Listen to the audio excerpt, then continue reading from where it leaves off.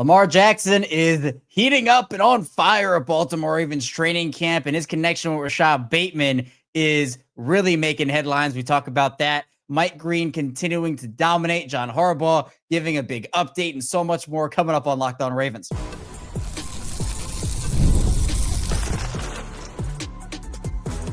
You are Locked On Ravens, your daily Baltimore Ravens podcast. Part of the Locked On Podcast Network, your team every day. You are Locked On Ravens. Welcome into the show. I'm your host, Kevin Oestreicher of Ravens Wire, here with you on the Locked On Podcast Network, your team every day. Thank you so much for being here, making Locked On Ravens a part of your day and your first listen each and every single day. Free and available for you on all podcasting platforms, including in video form on YouTube, where you can like and subscribe to the channel, and in audio form where you can follow along and subscribe as well. We got you covered with 5 days a week of daily Ravens coverage here on Locked On Ravens, Monday through Friday at that 6 a.m. Eastern time spot. Plus, we also have the Locked On Ravens Squad Show live Mondays and Thursdays at 7:30 p.m. Eastern time. Actually, Thursday is going to be Saturday this week because of the game with the preseason. We also have Locked On Ravens watch-alongs during games, so be sure to check that out. Instant reactions. You want Ravens coverage? You come over here on Locked On Ravens, and we have you covered. Thank you to all the everydayers, the first-time listeners. If you're somewhere in the middle, thank you as well. And we, as always, here have a ton to dive into today. Here to do that with me is former Baltimore Ravens wide receiver, Super Bowl champion Qadry Ismail of the Locked On Ravens Squad Show, and, of course, Missile Training and MissileTraining.com. On the move today, a little mobile action from Q, sitting in the car, parked, of course, doing his thing. And Q, training camp, this was the last day for fans yesterday on Wednesday. So now the Ravens, it's just, you keep checking off those boxes. They'll head down to Dallas today to be able to get ready for what I'm going to call the Cooper Rush revenge game as he goes up against his old team. You know, it's interesting when you look at training camp and you have this transient free agent back and forth. One of the things that you do kind of get a chuckle out of, if you will, is the new team, old team scenario. And Cooper Rush is right smack dab in the middle of it when it comes to going up against his old team. The thing is, some of those young players, they don't really know Cooper Rush. And those new players are like, I don't care. I just want to get after Cooper Rush because I'm trying to make the Dallas Cowboys. So maybe the coaching staff, they're going to know him. He's going to know maybe some of the veterans that probably more likely won't be playing. But it does make for some compelling television, I am sure, in the Dallas market, as well as for us in Raven fandom, because we saw what happened in that first game against the Colts. Wasn't a great showing by him. And so I think for him, it's about the redemption factor to show that, hey, EDC, I am capable and worthy of being a backup. Now, with that said, you also got Devin Leary, who is also trying to show to T. Martin, who was the one who validated his draft pick and draft choice, that yes, he is a QB you can depend upon. You can look to him as a guy that is NFL ready. So both guys, both quarterbacks, will be looking for a bit of redemption. And I think this is going to be an exciting matchup to see for this second preseason game for the Ravens. Certainly a big opportunity for both those guys. And we'll get into John Harbaugh's update about who's playing and who's not a little bit later in the show, because I think a lot of guys who are fighting for roster spots will have ample opportunities. But training camp's still going on, Q.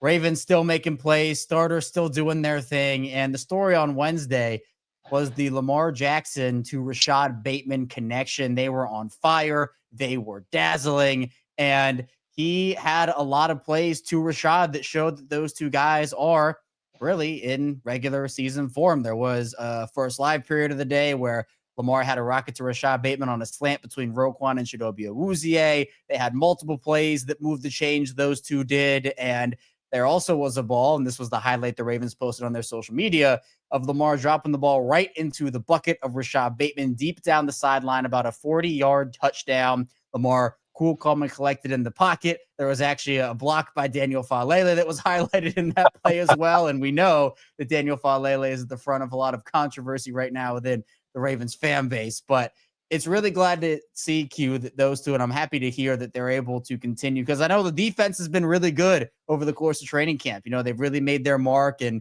you know, Lamar has sometimes struggled in some of these practices with consistency, but seemed like Lamar and Bateman, they had the defense's number in a way today. And I think that that's always good news, especially when we saw the season they had last year.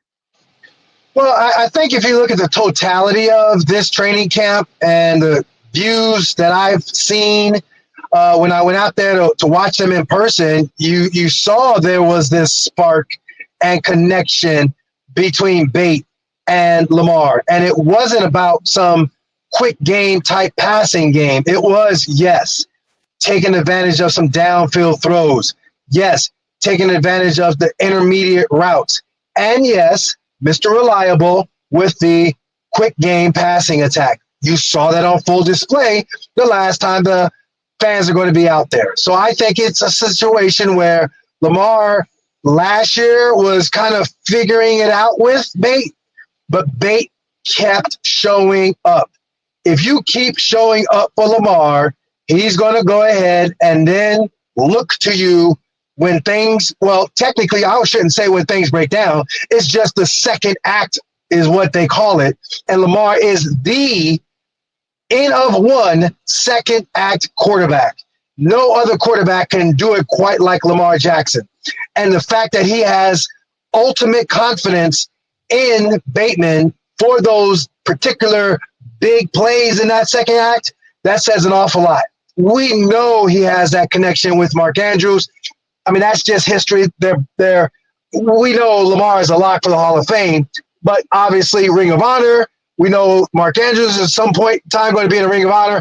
Well, he's going to be in the Ring of Honor because literally the connection he has had with Lamar Jackson in that second act type offense. And so Bateman now gets into the groove. We already know Zay, a.k.a. Joystick, is in that groove as well. The more the merrier. The opportunities to be on the same page with Lamar, especially when you're looking at Isaiah likely not going to be there for the first, probably week or so of the season, depending upon his rehab. But I think that's the thing. Bateman feels good about being on the same page with Lamar, and defenses now are going to have to account for it. And I want to bring up a quote from a couple of days ago. DeAndre Hopkins talking about Rashod Bateman. He was asked about what stood out to him about Bateman, and he said, quote, "He comes in and works, he competes, he loves going against our best corners, and he looks forward to those matchups. That's what stood out the most about him, just how he likes to compete against our best corners."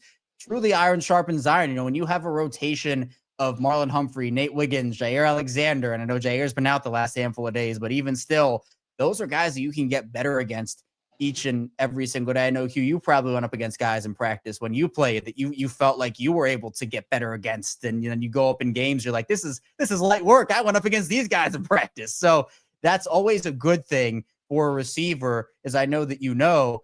But in terms of Lamar, Q, how has he looked to you over the course of this entirety of training camp? I've asked you in spurts here and there, just kind of in intervals, couple, like a week at a time, like, all right, what's the Lamar Jackson update? How is he looking? Obviously, He's had some good moments and some moments where just like, man, I think he can make that throw, right? Like we've seen it do it before. So for Lamar, how do you feel like the overall ability that he's shown has been? And do you feel like he has lived up to your standards now that we are here in the middle of August? It's interesting because this is the third year of the Todd Monken system. I think that T. Martin, the quarterback coach now, has been with Lamar for a significant period of time. We clearly just finished talking about his skill sets around him, with Isaiah likely being the lone absent one because of an injury. But you see Lamar, it is a case where he is experimenting more, meaning that I think once the game planning starts to go in focus, it's going to be scary that the two-time MVP is kind of in the lab, if you will, for this training camp. And so some of those plays where he threw a ball and it got picked off and he's throwing his helmet, he's walking over to the receiver, or the receiver dropped the pass and he's trying to figure out, hey, what's going on? You see all of it. And so it's easy to praise him and say, oh, Lamar, Lamar, Lamar, Lamar. But I think for him, that's not good enough. And so the experimentation of trying to challenge himself and challenge his receivers with great competition when you're talking about the Ravens defense and what Zio has forth with his secondary. I think this is all a bonus. I think going to Kansas City, you got to start off fast. I think if you are talking about opening up the season, what the heck? Who cares about Kansas City? Who cares about Detroit? Who cares? Who cares about your division opponent in Cleveland, Myles Garrett? You got like the Bills up at their place, and they are trying to raise the flag of championships as well. Both organizations are trying to elevate. And so, therefore, the experimentation for Lamar going up against his defense and they going toe-to-toe, it's the sharpening. And, yes, the cliche / biblical wisdom of iron sharpens iron, so one man sharpens another, that's very applicable. And so Jaire Alexander, bringing the juice, if you will. If you look at what Marlon Humphrey, if you look at what Malaki Starks, they're trying to better themselves. How? Well, if you're going up against these other elite quarterbacks, challenge yourself with an elite quarterback that you're facing every day in training camp.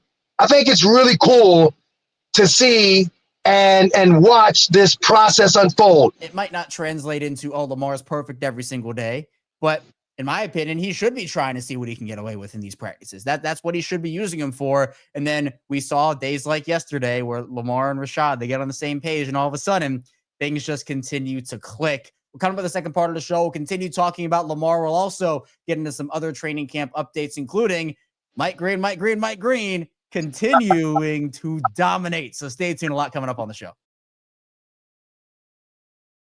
This episode is presented by Yahoo Fantasy. It's the best time of the year. NFL kickoff is almost here, and that means fantasy football season is back in full swing. And this year, Yahoo Fantasy is turning things up with a fantasy football experience like never before. This year, me and Locked On Ravens are playing on Yahoo Fantasy, and you should too, whether you're a first-timer or a veteran making your millionth league. And one of my favorite features, new guillotine leagues. They just dropped, and every week the lowest scoring team is eliminated and the last one standing wins. Whether you're all in on something new or you like sticking to head-to-head leagues or jumping into public leagues, Yahoo's got you covered. To celebrate 28 years of fantasy football greatness, Yahoo Fantasy is dropping 28 big new features over 28 days throughout August. To kick it off, they just dropped Yahoo Fantasy Guillotine Leagues, a killer new way to play fantasy football on Yahoo, where the lowest scoring team gets eliminated each week until there's one team left standing. With the season around the corner, now's the time to get your league together and give this new mode a try. If you're more into the classics, you can still play in head-to-head private leagues or join a public league. Stay tuned for more killer announcements to start playing Yahoo Fantasy Football now at yahoofantasy.com/LockedOnNFL. Back here, Locked On Ravens, Kevin Oestreicher and Qadry Ismail still diving into some Ravens talk with you here, as we always do over here on Locked On Ravens. Just some other updates on Lamar from practice on Wednesday. Lamar also zipped the ball over to Mark Andrews for a big gain over the middle with Jake Hummel trailing right behind Mark Andrews. He also had Lamar and Tez Walker connecting for a touchdown, which was nice. Zay Flowers and Lamar connected on a deep touchdown. So this was really a nice day for Lamar, and these updates coming from Justin Robertson over at BaltimoreRavens.com, who does a really great job. But it just feels like Mike Green continues to get the headlines here. I mean, you can't not talk about him when he keeps dominating the way he has, both in training camp and obviously in the week 1 game against the Colts. I don't know, Q, if you caught what Brian Baldinger had to say about him, but Brian Baldinger, both on his Baldy's breakdown after the game and then over on NFL Network, he said that he was throwing every kind of pass rush move you could throw at somebody. He said he saw 5 different moves. We talked about that all yesterday with Sam. But in practice on Wednesday, there was just apparently more domination from Mike Green. He was consistently disruptive. He bulldozed Scotty Washington on a play, and he ended up winning his reps in a pass rush drill in the middle of the field with the rest of the team encircled to wrap up practice. He beat Carson Vincent once and then around the edge with an inside move on another. And Zach Orr and Chuck Smith were celebrating after he sacked a guy. And then the big part, which everybody is absolutely, enamored about, is that towards the end of practice, Mike Green was off to the side, tuning up his pass rushing moves with former Raven Michael McCrary. You might know of Mr. Michael McCrary, Q. Just a little bit. You might know about him. So what do you make of Mike Green continuing to make headlines, continuing to dominate, and also taking that extra step by learning from a guy like Michael McCrary, who obviously, as you know, had some very signature moments in a Baltimore Ravens uniform? Yeah, so unpack all of it, and you have to mention the name Matt Robinson, his outside linebackers coach, who, from an X's and O's standpoint, while I love what Baldy was saying, I would like to add on to it that his run scheme discipline and his eye discipline for what was going on with the blocking schemes, like he held the point of attack. He squeezed down when the tackle tried to go down and block and seal off and allow the running back to get a hole. There was none of that. So I think what we see is not just a one-trick pony. You don't want that. You want a guy that can do it all. Doing it all is playing against the run as well. Doing it all is, you don't want them to run right out. Oh, Mike Green's in the game. Let's just run right at him because, Michael McCrary, absolutely. If you know anything about Michael McCrary and that defense, they did not collectively. And we had a murderer's row, AFC Central running backs. They collectively did not give up 1,000 yards the entire season. Michael McCrary wasn't just a one-trick pony. Now, that being said, Mike Green, you don't want to have play action at you. You don't want it to be run at you. You want it to be so fierce that they're like, oh, shoot, what do we do now? He's in the game, and there's no drop-off. That's what makes it so cool. And I think that's why Matt Robinson, who as much as, trust me, you ain't getting nothing from me negative ever about what Chuck Smith brings to the table. But you also got to give some love to Matt Robinson as far as some of the details with the complexity of Zio's defense that frees mentally up Mike Green so your assignment football is solid. Because if you freelance in that nameless, faceless defense, you're not helping yourself. You're screwing up your teammate. And that's where things can get off course. I think that's the compliment that I'm giving Mike Green. The fact that he's seeing it all and not just being a one-trick pony. How do you manage expectations for a guy like this, who obviously it's sky high right now? In terms of rookie expectations, some rookies literally just take off week one and they don't look back. Like that is a reality that we could see here with Mike Green. But you look at the room itself, and I talked a little bit with Sam about this yesterday, is like you have Kyle Van Noy, you have Odafe Owe, you have Tavius Robinson. Those are three guys that the Ravens feel really good about. Where do you find him snaps early in the season? Is this a guy that you, in your mind, Q, the Ravens absolutely have to find this guy opportunities, or would you ease him in and let the other guys kind of take the reins early and then kind of maybe increase his role as the year goes on? Yeah, so I don't even think that's a question, because if you look at the history of the Ravens, like to your point, you got veterans.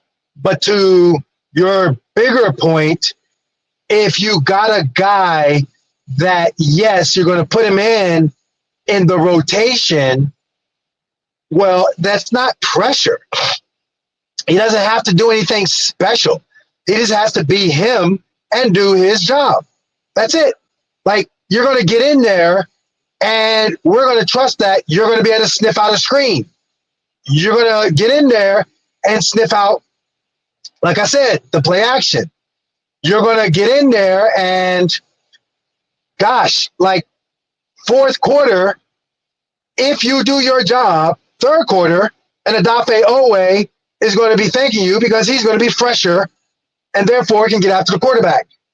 So one hand begets the other, and I think that's the advantage when we see the bigger picture. What is the bigger picture? The bigger picture is everybody's got to know their assignments, and you got veterans who already know. So he can see and glean and understand. And therefore, when it's time for me to go in there, like, it's not going to be like, oh my God, this is too much for me. You won't have that issue. That's a good thing for ZO to have. That's a good problem for ZO to have. I think Matt Robinson is preparing him. So yes, collectively as a group, not individually as the Mike Green show or the Owe show or the KVN show. That's just not how this defense works. And that's where I know like the Michael McCrary's, shoot, Peter Boulware, if Peter Boulware is doing his job, then Michael McCrary is going to be eaten. If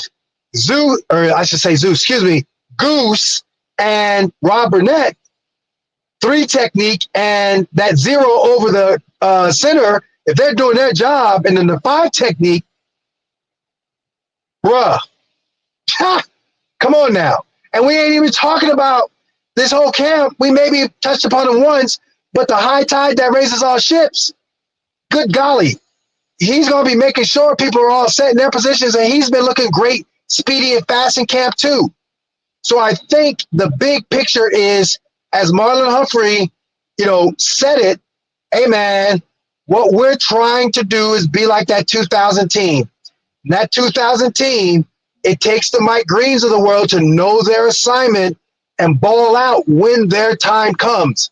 To your point again, you named off veteran guys, so therefore it's not about, oh, we have a position of need, or, oh, we need, no.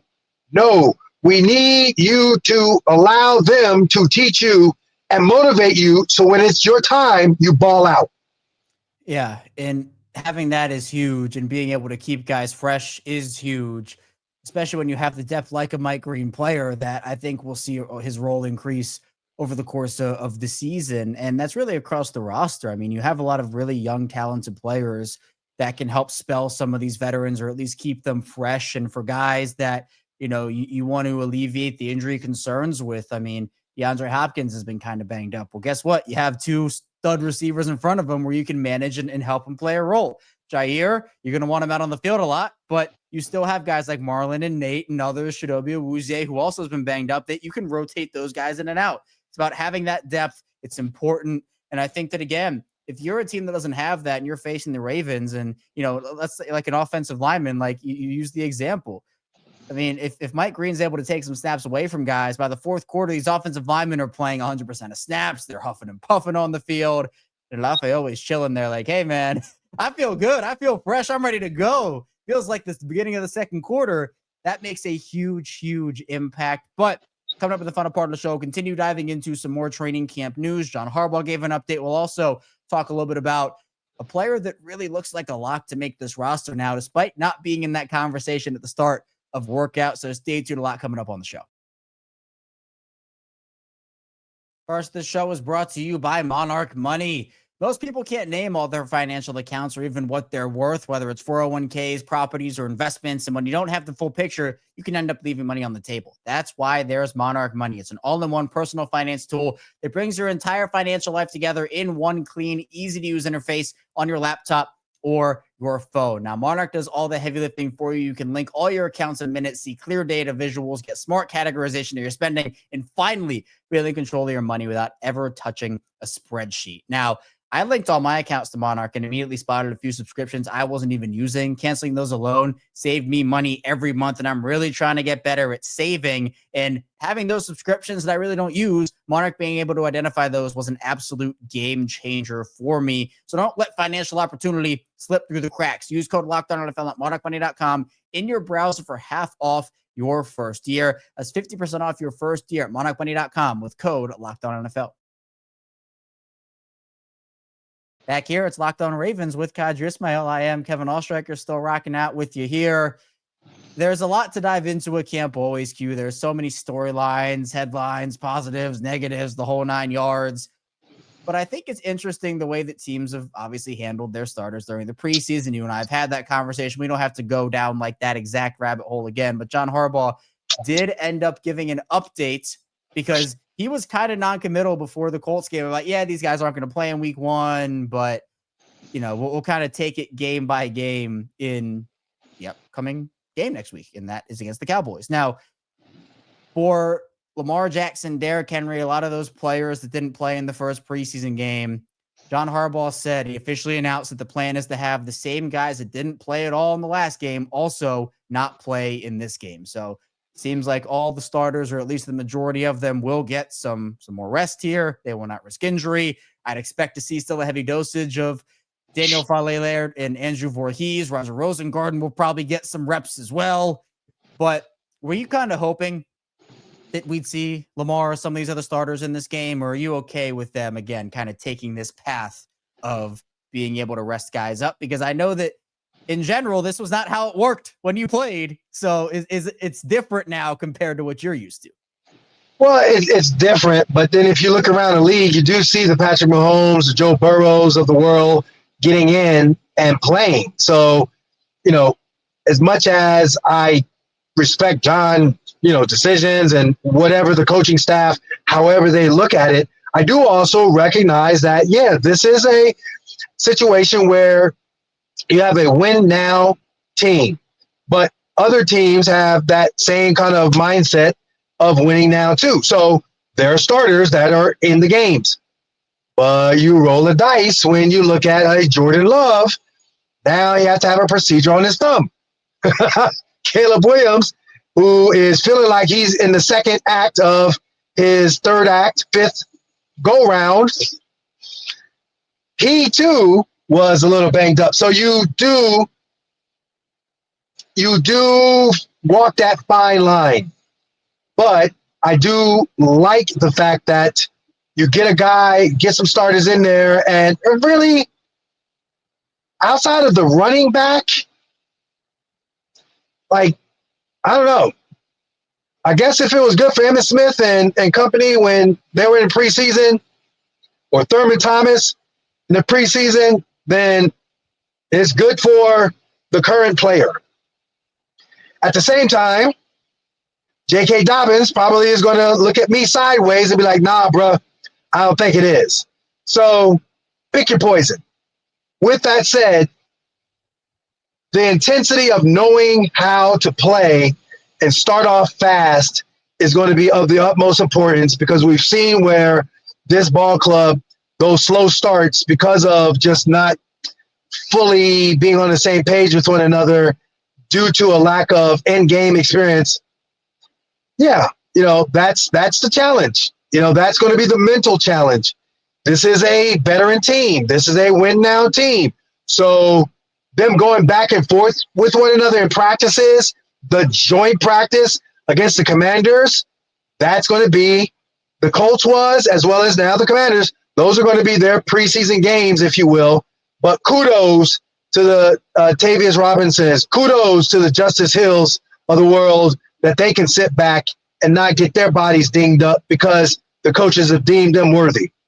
And they've absolutely earned it. Those guys have absolutely earned it. So again, it is a fine line of, for the Ravens, they shouldn't need to play in the preseason because, they are a veteran team, like you said, but we also saw this team start 0-2 last season. Now, the story will be told in the first couple weeks of the season, how they look. And if it doesn't look pretty, I'm sure a lot of people might be clamoring for them to start a game or two in the preseason next year because of that happening. But other training camp updates, Q, from Wednesday, we heard a lot of good things about Ruben Lowry, who has just taken the Ravens roster by storm, found ways to get his hands on the football. Again, he's been all over the field. I know you've been out there at Owings Mills. You've seen what he's been able to do.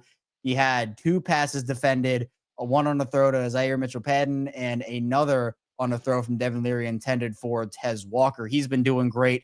Malaki Starks and Joby Awuzie broke up a pass intended for Dayton Wade, and Starks also was sticky in coverage with Jay Higgins during her red zone period. And then you have TJ Tampa intercepted Cooper Rush. There you go, Q. There you go. He's making plays. TJ Tampa stepping up to the plate. Yeah. So he's doing his thing. Kyle Van Noy also beat Daniel Falele with a spin move inside for what would have been a quarterback hit or a sack potentially. Did you see Todd Monken's comments on Falele? They talked about him yesterday with Sam in a lot of detail. Technically, the whole answer was really, he had 2 questions about it.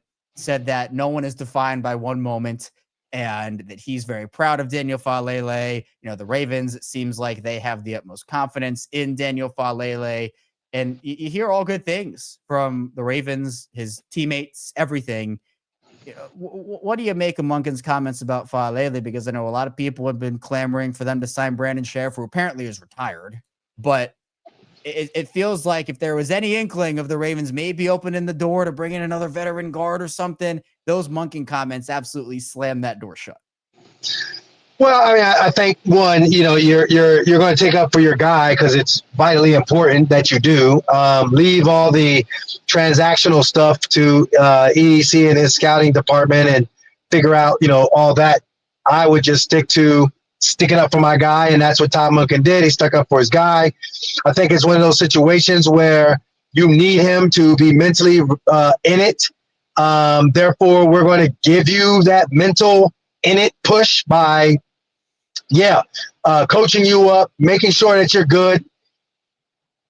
We on the outside, I'd be curious because I saw Jonas Schaefer, what he was saying regarding the way in which they do their metrics and how they grade out players in the competition. And so in their meeting rooms, they have all the data kind of right there and what you're graded. So I'd be curious as to what it looks like for Daniel Faalele. And if Daniel Faalele is that guy, then he should be high up on the board. We don't know that. We'll never know that unless we get somebody, the CIA, tell us, but we ain't. So that being said, okay, our football eye against the Dallas Cowboys is going to be locked in on number 77. And we all are going to see whether or not, Todd Monken is validated or if he is just trying to cover things up. We're going to see against the Cowboys. That's what it's going to be. And I appreciate and applaud him for taking up for Daniel. There's been other times where coaches, they don't take up for nothing. It's like, okay, I guess you're in the doghouse. So it's good to see that, yes, is Daniel need to play better? Absolutely. But at least he's got his coach or his coaches has got his back.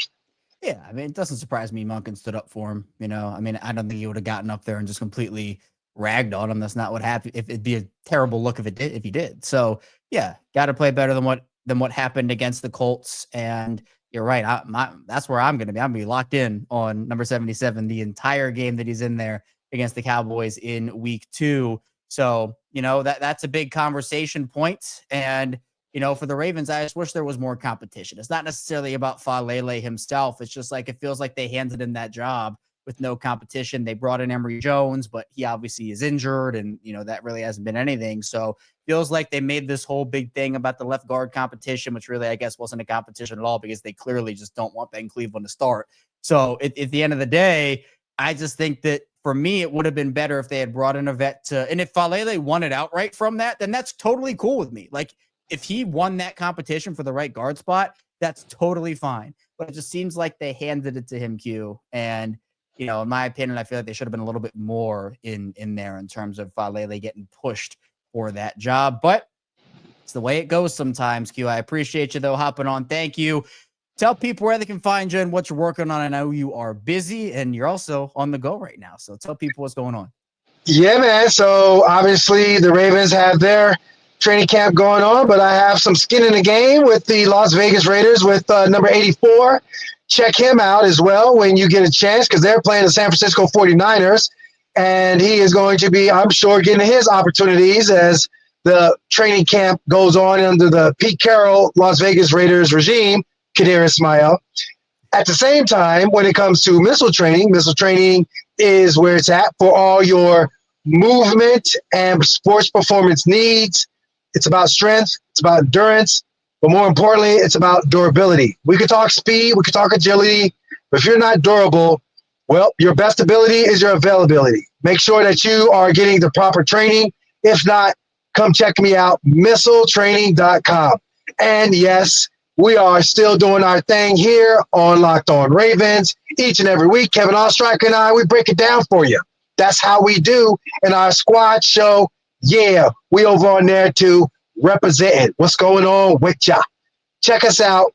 Love to hear from you. WJZ also, television-wise, my Purple pregame show. I would be remiss to not say that. Check me out every time with my guy, Alex Glaze.